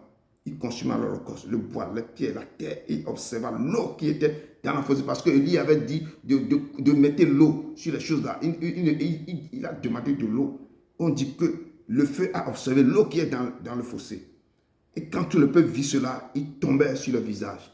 Le peuple de Dieu a vu ça. Hein, vous voyez tout ça dans les églises. Vous voyez les miracles. Tout le monde se baisse la terre. Il crie l'Éternel. Mais le lendemain directement, ils sont découragés. Ils ne croient plus à ce Dieu. Parce qu'ils n'ont pas, leur foi n'est pas solide. Ici, ils ont vu tout ça. Ils tombaient sur le visage. Ils disent, c'est l'Éternel qui est Dieu. C'est l'Éternel qui est Dieu. C'est là que le prophète Élie dit, saisissez les prophètes de Baal, dit Élie, et qu'aucun d'eux n'échappe. Il les saisit. Élie les fit quoi? Élie les fit descendre au torrent de Kison. Oui, c'est au torrent de Kison. Et c'est là qu'Élie les a égorgés. Et c'est là quand Jézabel avait appris l'histoire. Jézabel disait que non, ce que Élie vient de faire, aujourd'hui là, à mes prophètes là, moi aussi, je dois le faire. Et si on parle, qui est Akab? Pourquoi c'est Akab qui est parti rapporter ça à Jézabel? La parole de Dieu me dit dans 1 Roi 16, 33 que Akab, il est le fils d'Omri. Il fit ce qui est mal aux yeux de l'Éternel, plus que tout ce qui avait été avant lui. Et comme si c'était pour lui peu de choses de se livrer au péché de Jéroboam, fils de Nébat. Mais la parole de Dieu nous dit qu'il prit une femme. Sa femme, la femme qu'il avait épousée, c'est Isabelle. Isabelle était fille de Baal, roi de Sidonie, Sidonien. Et il alla servir Baal et se prosternait devant lui. Il éleva un autel à Baal, dans la maison de Baal, qu'il bâtit à Samarie. Donc, la ville est possédée de tout ça de Baal. Et la parole de Dieu, il fit encore une idole d'Astarté. Et Akab fit plus encore que tous les rois d'Israël qui avaient été avant lui, pour irriter l'Éternel. Le roi dit donc, quand l'Éternel regardait tout ce qu'Akab faisait de son roi, il a dit qu'il ne manquera jamais de successeur sur le trône de David. Et c'est le royaume de Juda que la maison de David a occupé, a pris le royaume de Juda. Quand l'Éternel regarde et voit son royaume qui appartenait à son fils, il voit toutes ces choses-là, le cœur de Dieu sait. Et la parole de Dieu nous dit dans ce moment que Akab rapporta tout ça là à Jézabel et comment il avait tué par l'épée. Et Élie avait tué par l'épée tous les prophètes d'Isabelle et tous les prophètes de Baal. Jézabel a envoyé un message à Élie pour lui dire que les dieux me traitent dans toute leur rigueur si demain, à cette heure, je ne fais de ta vie ce que tu as fait de la vie de chacun d'eux. Élie, voyant cela, se leva et s'en alla pour sauver sa vie. Et Élie arriva à Béersheba qui appartient à Juda et il laissa son serviteur. Et la parole de Dieu nous dit, quand Élie avait écouté la parole, c'est comme on dit quelqu'un qui est doté de puissance. Dieu l'a oint de toutes sortes. Il a fait tous les miracles possibles. Mais une femme s'est levée. Et cette personne, Élie le grand, Élie a fui. Pourquoi? Élie a servi l'Éternel dans son temps, comme le nôtre. Le temps d'Élie n'était pas ni meilleur ni pire. Au temps d'Élie, ce qui s'est passé au temps là, quand tu prenais tes yeux sur toute la terre, la même chose se passe encore. C'est pourquoi on dit qu'Élie avait servi l'Éternel dans son temps, comme le nôtre, ni meilleur ni pire. Jézabel, une fille païenne, est devenue reine en Israël. Elle a poussé l'idolâtrie très loin, plus que n'importe qui. Quand on dit l'idolâtrie très loin, puisque c'est le pays est gangréné par les idoles, est gangréné par le péché. Le péché, c'est que non, on ne peut pas. Mais heureusement, Dieu voyait tout ça, heureusement, des gens qui ne fléchissent pas les genoux devant. Il y a des gens aussi qui ne fléchissent pas les genoux devant les idoles que Isabelle avait irriguées dans le pays. Mais ces gens, certains honorent encore Dieu. Et Élie était rentré en scène dans l'histoire d'Israël de façon inattendue. C'est pourquoi on a dit que fille Élie le Tibis, l'un des habitants de Galan, dit à Akab, l'Éternel vivant. Il est sorti de nulle part. C'est comme le roi Melchizedek qui est sorti de nulle part. On ne connaît pas, on ne dit pas que fils de quelqu'un, on ne connaît pas son père, on ne dit comment le Tibis, l'un des gars, on ne connaît pas le fils de qui, non.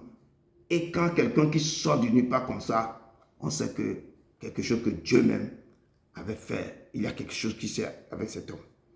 Et 1 roi 17, 1 nous dit que Élie le Tibis, l'un des habitants de Gala, dit à Akab, Éternel vivant, le Dieu d'Israël, dont je suis le serviteur, il n'aura ces années-ci ni rosée, ni pluie, sinon à ma parole. Comme disaient les sœurs qui m'ont précédé. Mais Moïse disait à son peuple, dans Deutéronome 11, verset 7 à 17, Moïse avait dit quelque chose au peuple de Dieu. Et c'est la chose que Élie est venu sur ça pour parler. Moïse disait au peuple de Dieu avant son départ que gardez-vous de laisser séduire votre cœur, de vous détourner de servir d'autres dieux. Si vous détournez de Dieu pour servir d'autres dieux et de vous prosterner devant eux, la colère de l'Éternel s'enflammera alors contre vous. L'Éternel fermera les cieux et il n'y aura point de pluie. La terre ne donnera plus ses produits et vous périrez constamment dans le bon pays que l'Éternel vous donne. Donc, Moïse avait déclaré ces paroles dans Deutéronome 11, versets 16 et 17. Mais le moment que Moïse avait déclaré cette parole, que ne détournez pas de l'Éternel, ne prosternez pas devant d'autres dieux, sinon Dieu fermera le ciel, il n'y aura pas de pluie. Dieu frappera de poids, vous n'aurez plus de produits. Vous allez périr dans ce beau pays que l'Éternel vous a donné. Jézabel et le roi Akab baignaient dans le péché et dans l'idolâtrie. Ils ne se souciaient pas de cet avertissement que Moïse avait donné au peuple.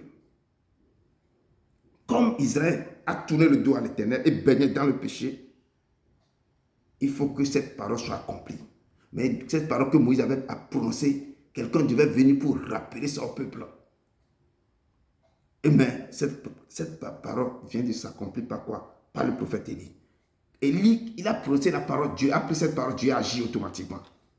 Élie n'a pas dit que au nom de Jésus, au nom du Seigneur bien Jésus, ainsi par l'Éternel. Non, lui il a déclaré la parole. Il a dit que l'Éternel est vivant et le Dieu d'Israël dont je suis le serviteur, il n'y aura cette année-ci ni rosée ni pluie, sinon à ma parole. Ce que moi je dis, ça va t'accomplir. Il n'y aura pas de rosée ni de pluie. Et c'est accompli ce que Moïse avait dit dans Deutéronome. Élie a affronté seul l'opinion publique. Mais il a été plus puissant que tous les prophètes de Baal, d'attester vivant à la cour d'Akab. Dieu cherchait aujourd'hui des hommes et des femmes à la trempe d'Élie, à la sorte d'Élie. Des chrétiens qui osent dire non quand la masse dit oui. Des témoins qui dénoncent le mal quand les autres préfèrent les compromis. Élie sait que le pays est gangréné de péché. Il est parti devant le roi. Si vous ne changez pas, vous aurez la famine 3 ans, 6 mois. Personne n'arrive pas à dénoncer le mal dans ce pays. Dans le corps de Christ, les gens ne dénoncent rien. Ils préfèrent les compromis. Une chose d'avoir le nom de Dieu sur les lèvres, ils ont le nom de Dieu sur les lèvres. L'autre chose, c'est quoi? C'est une autre, c'est de le vivre. Quand tu avais le nom de Dieu dans votre vie, il faut vivre le nom de Dieu que vous disiez. Il faut vivre. Et Dieu, la foi sans l'œuvre est morte. Il faut vivre ce que vous dites dans vos lèvres. Donc, il faut avoir des compromis quand le mal gangrène l'assemblée. Si les gens marchent, s'il y a des choses bizarres, s'il y a les médisants, les gens se taisent, personne ne veut pas parler. Il y a des calomnies, il y a ça. Il faut ouvrir la bouche pour parler. Dénoncer le mal dans vos assemblées. Le temps est sombre. Quand il viendra comme un filet sur tous ceux qui habitent sur la face de toute la terre.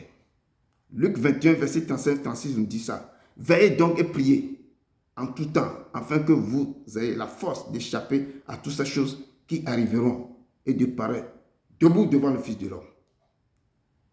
Nous vivons ce temps de la fin. Et il est semblable au temps d'Akab et Jézabel. Le temps que nous vivons, ce temps est semblable au temps de ces gens-là. Le temps que nous vivons est semblable au temps de Jézabel et d'Akab. Et Dieu cherche parmi vous des gens, des gros calibres comme Élie. Voulez-vous accepter l'invitation de Dieu? Dieu vous cherche quelqu'un qui voit le oui et dit oui. Si les gens font des choses qui n'honorent pas Dieu, il va vous corriger que non, ne faites pas ça. Dieu cherche des gens parmi vous comme ça. Des gens qui n'aiment pas les compromis, mais que leur oui soit oui et leur non soit non. Allez devant le roi si le pays est dans l'erreur, il dit que non, on peut faire ceci, on peut faire cela dans le temps d'Akab. Changez-vous, si vous ne changez pas, ceci va se passer, ceci va se passer. Donc, Élie, après avoir accompli sa mission chez Akab, Élie avait reçu l'ordre de la part de Dieu d'aller se cacher. Élie est parti.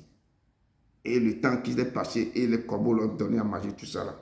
Je ne vais plus revenir sur tout ça là. Les sœurs ont déjà passé sur ça. Mais tous les hommes de Dieu ont les traversé du désert. Élie avait tout ça. Quand Jézabel même veut le tuer, il a quitté, il a fui. Et il a commencé la traversée du désert. Et comme je dis, tous les hommes de Dieu ont eu dans le temps, avant de réussir bien, ils ont la traversée du désert. Joseph avait eu sa prison. L'apôtre Paul, son désert d'Arabie. L'apôtre Jean, son île de Patmos. Élie aussi, son torrent de Kiri et cette traversée du désert qu'il avait fait. Mais au cours de votre traversée du désert, le Seigneur va vous montrer des actes inattendus de son amour. Quand vous traversez le moment difficile, ne baissez pas les bras, continuez. Le Seigneur, laissez-moi, il va vous montrer des choses. Et dans ces choses-là, vous allez grandir.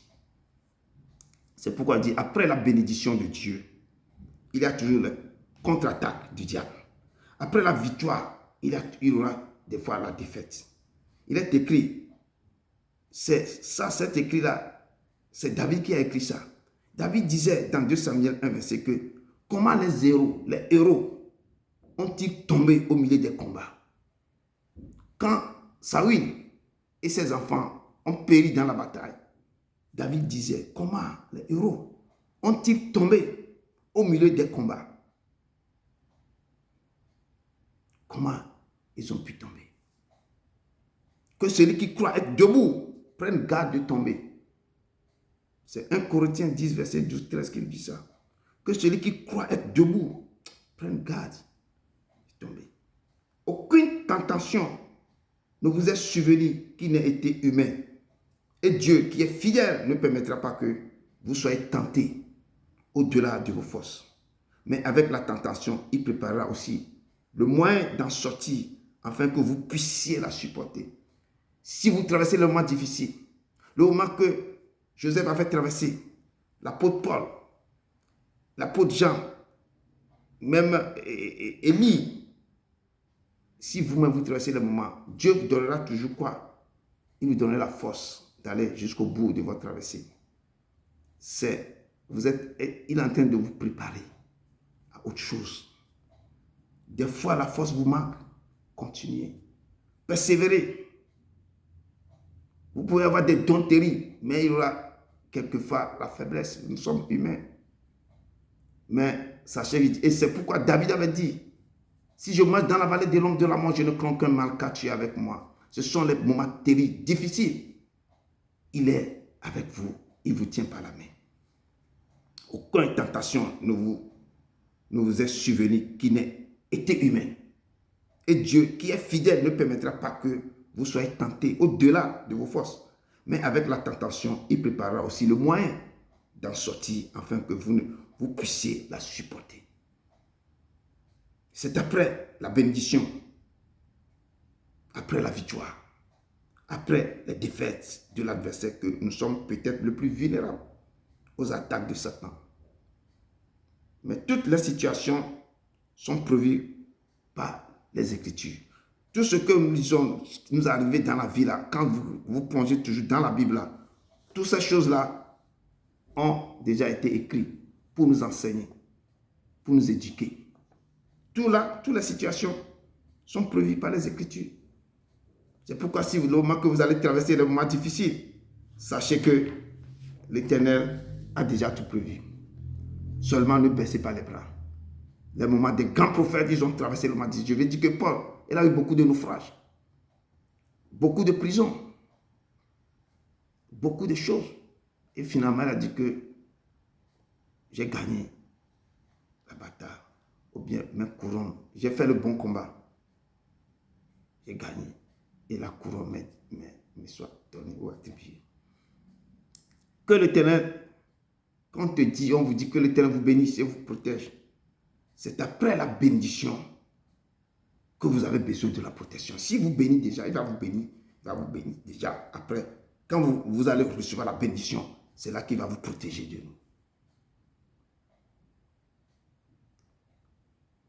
Donc, et nous avons vu le prophète découragé, fatigué. Il demandait la mort. Comment est-il possible que Élie le grand, il a attendu seulement qu'un messager vienne lui dire que Jézabel veut te tuer. Il a fui. Ce géant de la foi est tombé si bas. Pourquoi? Comment est-il possible? Et il est écrit dans Jacques 5, verset 17-18, que Élie était un homme de la même nature que nous. Il prie avec instance pour qu'il ne plût point. Et il ne tomba point de pluie sur la terre pendant 3 ans et 6 mois.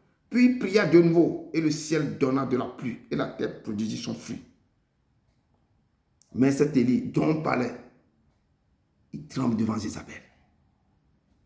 Il ne pensait qu'à fuir devant la menace qui pèse sur lui. Le grand prophète Élie qui avait fait fermer le ciel pour qu'il n'y ait plus de pluie. Ensuite, fait tomber le feu. Il fait pleuvoir de nouveau. La pluie fut devant Jézabel. Et elle a se coucher, demanda la mort. Élie, fatigué de sa marche, tombait sous un chénier et demandait la mort. Dieu n'a pas condamné la faiblesse d'Élie. Mais Dieu le secourit. Il n'a pas condamné qu'il est faible. Pourquoi? Mais il a envoyé l'ange pour le nourrir. Pour le nourrir. Pendant son sommeil, un ange lui a apporté à manger. Dieu n'a pas jugé Élie sur ses fautes. Mais Dieu a pourvu à ses besoins. Peuple de Dieu, parmi vos difficultés, vos fautes là, restez toujours accrochés à Dieu, qu'il sache que vous êtes dans l'erreur. Accrochez-vous à lui. Il ne va pas vous juger pour votre faiblesse, mais il va vous secourir. Vos cœurs doivent toujours attachés à lui. Et Dieu a pourvu à ses besoins à 2 reprises. Que l'ange,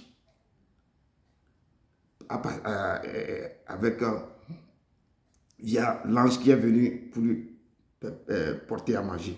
Parce que l'ange lui disait que tu vas marcher 40 jours, 40 nuits. Parce que dans le désert, quand tu vas marcher, il n'y aura pas à boire ni à manger. Maintenant, ce que moi je viens t'apporter à manger là, ça va te donner la force d'aller au-delà. Les 40 jours, 40 nuits, sans manger, sans boire. Ça lui a permis de faire toutes ces marches à traverser le désert. Peuple de Dieu, avez-vous une fois décidé d'arrêter tout dans votre marche chrétienne à cause des problèmes que vous allez rencontrer? Beaucoup, des attaques de l'ennemi. Certains tombent malades dans l'église ou certains voient les pieds d'achoppement dans l'église. Ils arrêtent d'aller à l'église. Ils abandonnent tout. Ils ne veulent plus avoir de contact. Avez-vous une fois décidé d'arrêter tout comme ça, une fois dans votre vie? Un chrétien en crise n'est pas un chrétien en crise. L'ennemi va vous tourmenter. Les chrétiens nous disent toujours que l'ennemi rôde comme un lion rugissant, cherchant qui va dévorer. Et la parole nous dit que résistez-lui avec une foi ferme, sachant que les mêmes souffrances sont imposées à nos frères dans le monde. Donc, n'abandonnez pas, persévérez. N'abandonnez pas Christ. Nous devons persévérer dans ce moment. Et nos textes de base au verset 8 nous dit, il se leva, mangea et but. Avec la force que lui donna cette nourriture, il a marché 40 jours et 40 nuits jusqu'à la montagne de Dieu, à Horeb. Et la parole de Dieu nous dit, dans Deutéronome 9 à 11, que lorsque je fus monté sur la montagne pour prendre les tablettes, c'est Moïse qui parle, les tables de pierre, les tables de l'alliance que l'Éternel a, et la table que l'Éternel a traité avec vous, je demeurai sur les montagnes 40 jours et 40 nuits sur la montagne, sans manger de pain, sans boire d'eau. Et l'Éternel me donna les 2 tables de pierre écrites du doigt de Dieu et contenant toutes les paroles que l'Éternel vous avait dites sur la montagne, du milieu du feu, le jour de l'assemblée. Ce fut au bout de 40 jours et 40 nuits que l'Éternel me donna les 2 tables de pierre, les tables de l'alliance. Moïse qui parle que c'est 40 jours, 40 nuits que je suis monté. Et donc, on parle de la marche de Élie aussi, 40 jours, 40 nuits dans le désert. Et Moïse nous disait qu'il était avant de prendre la table, les 10 commandements, sans manger, sans boire, 40 jours, 40 nuits, avant que le Père lui donne les tables de l'alliance. Élie avait marché sur les traces de Moïse et sur les traces de Jésus lui-même. Jésus aussi avait fait 40 jours, 40 nuits sans manger, sans boire. Deutéronome 8, 2, 3 nous dit encore que souviens-toi de tous les chemins que l'Éternel, ton Dieu, t'a fait faire pendant ces 40 années dans le désert, afin de l'humilier et de t'éprouver. Savoir quelles étaient les dispositions de ton cœur et si tu garderais ou non ses commandements. Il t'a humilié, il t'a fait souffrir de la faim, il t'a fait nourrir de la manne que tu ne connaissais pas et que tu n'avais pas connu tes pères, afin de t'apprendre que l'homme ne vit pas de pain seulement, mais que l'homme vit de tout ce qui sort de la bouche de l'Éternel. quand l'Éternel vous fait passer dans les moments difficiles, dans des temps difficiles, dans les déserts, l'Éternel voulait voir votre humilité. L'Éternel est en train de vous d'éprouver pour savoir quelle était la disposition de votre cœur, si vous allez garder ses commandements ou pas. C'est ça, ils ont fait exactement avec les Hébreux dans le désert, ils ont fait passer 40 ans. 40 années dans le désert pour les éprouver. Vous devez être quoi? Vous devez vous abaisser. L'humilité totale. L'Éternel va vous éprouver. Il va vous faire passer par des quoi? Passer par des choses terribles. Pour que vous allez vous polir. Et l'Éternel, il est comme ça. Il dit, l'homme ne vit pas de pain seulement, mais l'homme vit de tout ce qui sort de la bouche de l'Éternel.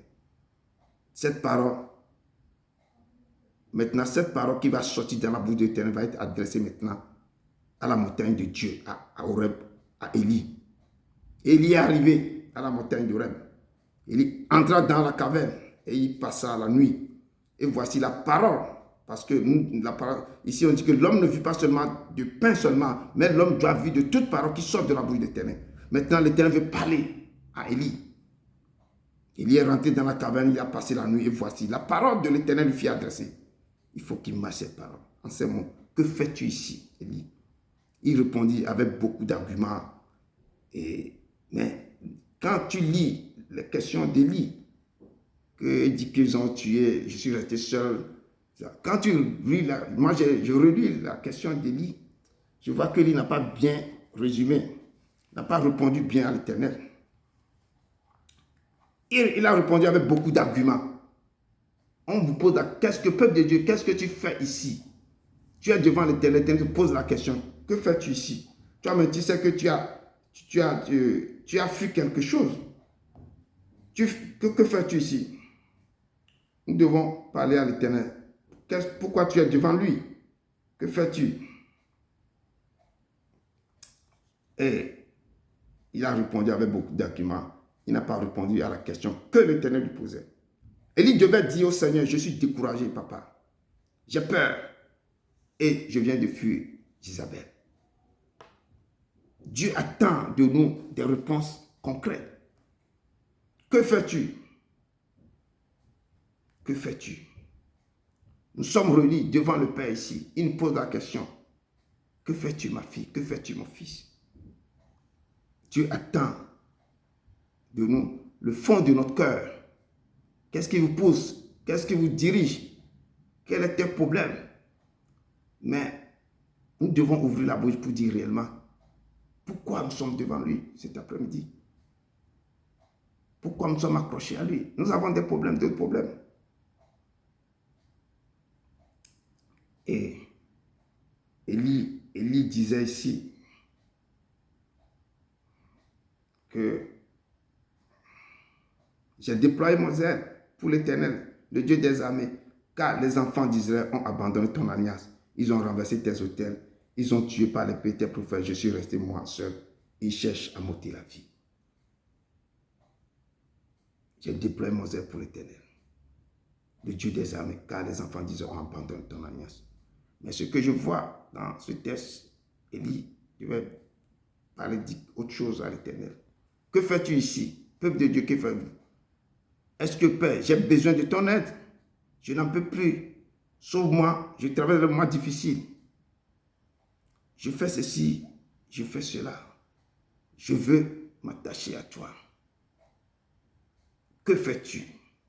Le verset 11 de notre texte nous dit quelque chose ici. L'Éternel dit, sors et tiens-toi devant la montagne. Devant l'Éternel, voici, l'Éternel passa. Et devant l'Éternel, il y a eu un vent fort et violent qui déchirait les montagnes, brisa les rochers. L'Éternel n'était pas dans le vent. Après le vent, ce fut un tremblement de terre. L'Éternel n'était pas dans le tremblement de terre. Après le tremblement de terre, un feu. L'Éternel n'était pas dans le feu. Et après le feu, un murmure doux. L'Éternel n'était pas dans le tremblement de terre.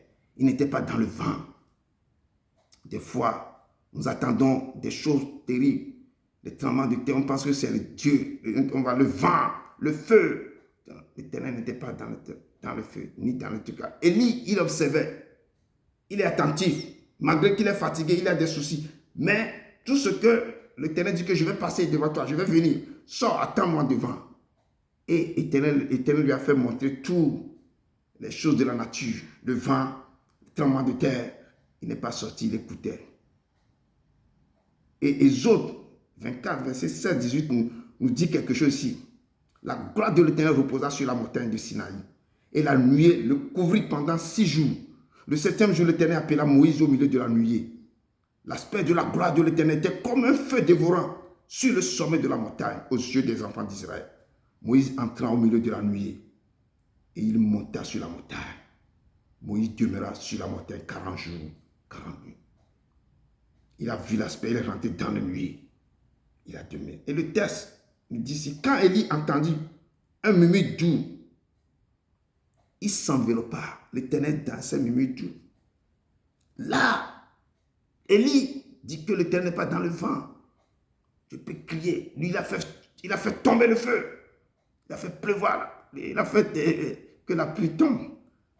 Et il a fait des choses. Mais il a senti que l'Éternel n'était pas dans le vent, ni dans le feu, ni dans le tremblement de terre. Mais un murmure doux. Il s'enveloppa seulement son visage de son manteau. Il sortit, se tint devant. Il sait que, oui, le lion de la tribu, le Seigneur des Seigneurs, l'Éternel là. Et voici, c'est là qu'il a commencé par entendre la voix. Une voix lui fit entendre encore cette parole. Que fais-tu ici, Élie? Il a répété encore la même chose. 2 fois, il a répondu, j'ai déployé mon zèle pour l'Éternel, le Dieu des armées, car les enfants d'Israël ont abandonné ton alliance. Ils ont renversé tes autels. Ils ont tué par l'épée tes prophètes. Je suis resté moi seul et je cherche à monter la vie. Et la parole de Dieu nous déclare dans Isaïe 30, 15 que car ainsi a parlé le Seigneur, l'Éternel, le Saint d'Israël. C'est dans la tranquillité et le repos que sera votre salut. C'est dans le calme et la confiance que sera votre force. Mais vous ne l'avez pas voulu. Dans la tranquillité, dans le repos, que sera votre salut.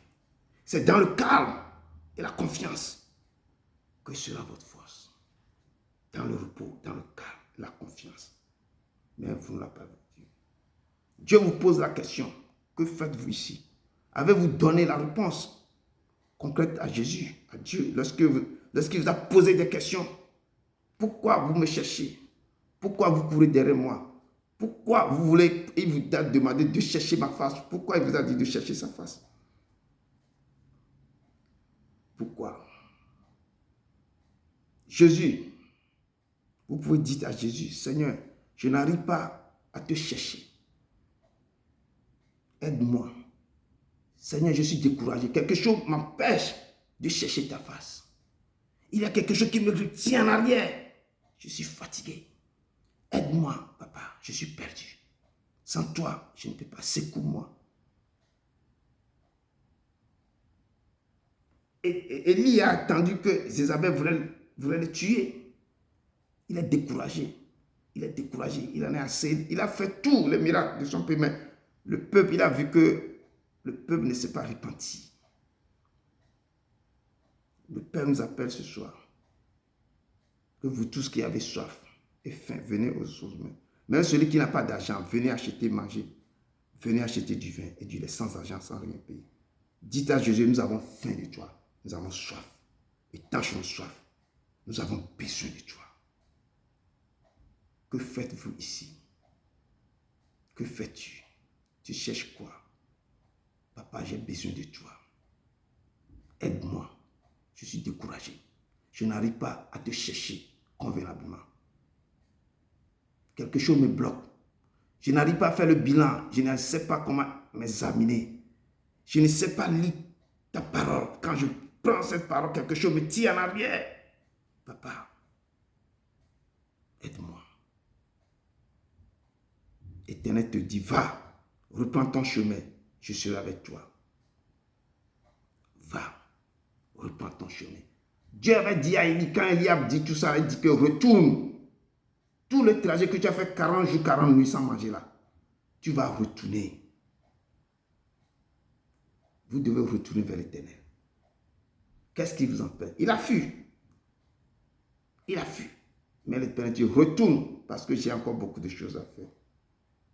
Tel que je suis sans rien à moi, sinon ton sang versé pour moi et ta voix qui m'appelle, agneau de Dieu, je viens, je viens, je viens.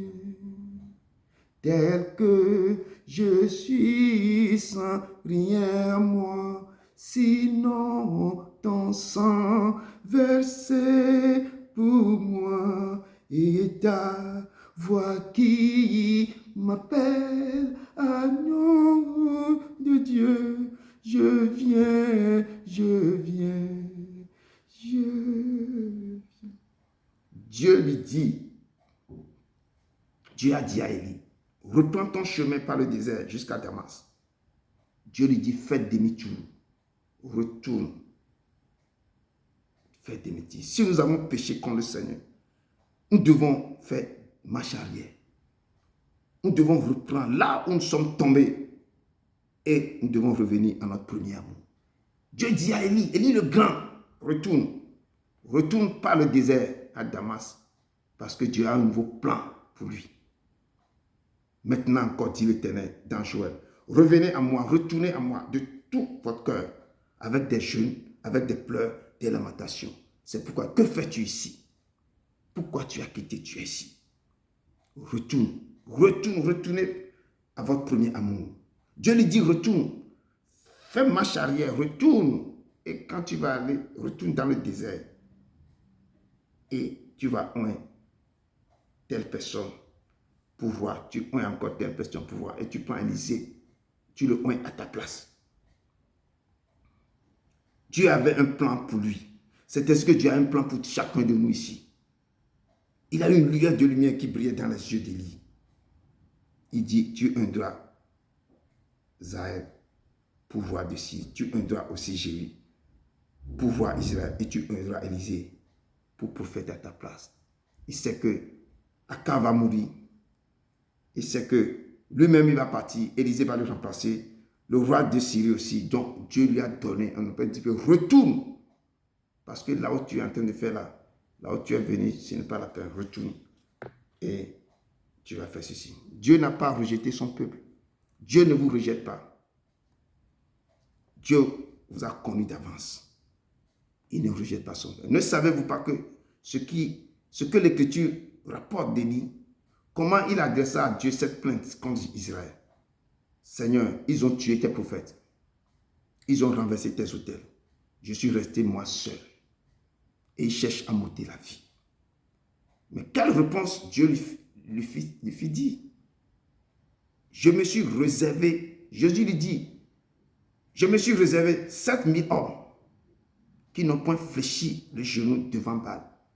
Si même les temps, quand il y a dans un pays, il y a des choses qui sont dures, les gens rentrent dans l'idolâtrie, il y a beaucoup aussi qui continuent à adorer l'Éternel. Et Dieu dit que je me suis quoi? Je me suis réservé. Il me réserve 7000 hommes qui n'ont pas fléchi le genou devant Baal.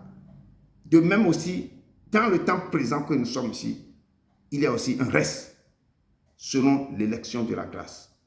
Il faut que, peuple de Dieu, il faut que le Seigneur vous sélectionne. Faites tout pour rester, pour faire partie de ces gens que Dieu va choisir. Que fais-tu ici? Ouvrez vos cœurs à Dieu pour dire au Père ce qui ne va pas dans vos vies. Que le Père vous aide. Que le Père vous secoue. Que le Père étend sa main sur vous pour vous dire, mes enfants, je suis prêt à t'aider. Là où tu as tombé, reviens à ton premier amour. Et que le Père va vous servir, que le Père fait tout son possible pour vous sélectionner parmi les 7000 hommes, parmi les gens qu'il a donné son sceau. Mais avant qu'il te sélectionne, qu'est-ce qui t'empêche de s'approcher de lui? Qu'est-ce qui t'empêche de ne pas faire ce que les autres font? Élie a fait beaucoup de choses. Mais quand il a écouté Jézabel, la peur s'est emparée de son corps, de sa vie. Il a préféré mourir et il a fui. Mais le Père ne l'a pas jugé. Il a réconforté. Il dit, retourne, parce que j'ai beaucoup de choses à te donner. Il ne faut pas fuir quand certains idolâtres vous attaquent. Il faut encore retourner en arrière. Une lumière brillait, une lumière de lumière brillait sur ses yeux. Vas-y, tu as encore des choses à faire. Et parmi ces gens, j'ai réservé encore quoi? 7 hommes qui n'ont pas fléchi le genou devant Baal. Et j'ai sélectionné des gens là, je les sélectionne par la grâce. Donc, peuple de Dieu, que le Seigneur vous sélectionne par sa grâce. Que le Père vous sélectionne ce soir. Faites partie de la sélection de Dieu. Il est en train de sélectionner des gens. Si vous avez péché, si vous êtes découragé, fatigué, si vous n'arrivez pas à le suivre, vous n'arrivez pas à faire examiner-vous, si vous n'arrivez pas vraiment à vous donner, à vous embassonner totalement lui, à marcher selon ce qu'il veut, avoir une relation intime avec lui, parlez avec lui, papa, aide-moi. Aide-moi dans mon affliction. Aide-moi dans ma faiblesse. Aide-moi à te chercher. Je n'arrive pas. Je ne sais pas lire. Je fais tout, mais ça ne va pas. Papa, je m'abandonne à toi. Aide-moi. Il va dire, il va t'enseigner. Il va vous sélectionner. Il va vous dire, retourner à ton premier amour. Il va te guider. Il est le grand enseignant. Il est le grand enseignant. Il est le grand enseignant. Que cette parole vous donne la clé de continuer à le chercher. Il est en train de sélectionner son peuple. Restez, faites tout pour que vous restez, il peut vous sélectionner parmi ces gens. Par sa grâce. Par sa grâce. Que le Seigneur vous bénisse. Qu'il vous bénisse. Qu'il vous bénisse. Au nom de son Fils Jésus-Christ de Nazareth. Amen. Amen. Amen. Que notre sœur nous accompagne dans la prière. Tel que je suis sans rien à moi, sinon ton sang versé pour moi, et ta voix qui m'appelle, agneau de Dieu, je viens, je viens, je viens. Amen. Shalom, shalom, on va prier. Dieu Tout-Puissant, gloire et honneur te soit rendu. Que tout ce qui est en moi bénisse ton Saint-Nom et n'oublie aucun de tes bienfaits. Amen. Je te loue, Dieu de gloire, de ce que nous sommes des créatures merveilleuses. Tes œuvres sont admirables et que mon âme le reconnaît bien. Nous nous glorifions en toi, Père, chaque jour. Et nous célébrerons à jamais ton nom. Béni soit le Seigneur chaque jour. Quand on nous accable, Dieu nous délivre. L'Éternel est notre force et notre bouclier. En lui, notre cœur se confie et nous sommes secourus. J'ai de l'allégresse dans le cœur. Merci Père Céleste pour tout. Père, tu as commencé avec nous en tant qu'Alpha et tu viens de terminer avec nous en tant qu'Oméga. Nous avons écouté ta parole et cette parole nous a donné de la joie dans notre cœur. Père, tes servantes et serviteurs, Seigneur, Papa, qui sont devant toi, pour les aider à te chercher véritablement, afin qu'à travers eux, tu puisses opérer des miracles comme tu as opéré des miracles au travers de lui. Dieu de gloire, dans nos déserts, c'est-à-dire lorsque nous traverserons des situations difficiles, comme Élie a traversé, qui s'est enfui dans le désert, nous te demandons, Seigneur, Papa, de nous aider. Parce que souvent, c'est accompagné de désillusions, de dépressions, de découragements. Et en tant que tes fils et filles, nous te demandons de nous aider à faire attention à tout ce que nous allons faire sortir de nos bouches. Aide-nous à ne pas paniquer. Aide-nous, Père éternel des armées, à ne pas blasphémer contre toi. Aide-nous à ne pas ouvrir la porte au diable pour ne pas qu'il nous manipule. Je t'en prie, il faut nous aider. Je te demandons de nous aider vraiment à marcher sur le droit chemin avec toi. Nous aider, papa, à rester ferme dans la foi, à rester fidèle, à prier, à lire la Bible. Et que ton Esprit Saint nous aide à supporter ces moments difficiles que nous traverserons. Saint-Esprit de Dieu, nous te demandons de nous aider à marcher vraiment fidèlement avec le Père Céleste. Rien n'est impossible à toi, papa.